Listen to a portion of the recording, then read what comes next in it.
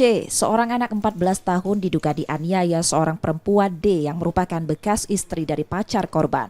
Penganiayaan yang dialami korban dalam keterangan di kepolisian terjadi saat korban dijemput temannya dengan sepeda motor ke tempat kejadian.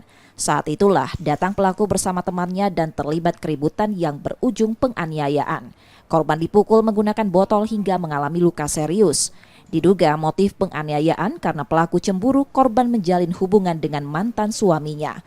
Iya, bajunya pakai ini potong, terus tuh dicakalnya, disepaknya, dijenggutinnya, itu. Itu permasalahannya apa itu? Masalahnya lain, masalah lanang juga pasti itu kan. Ya posisinya di aku ini tidak tahu malah itu lah punya mantan gini, itu.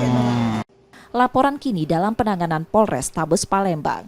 Yudi Kiswanto, Kompas TV, Palembang, Sumatera Selatan.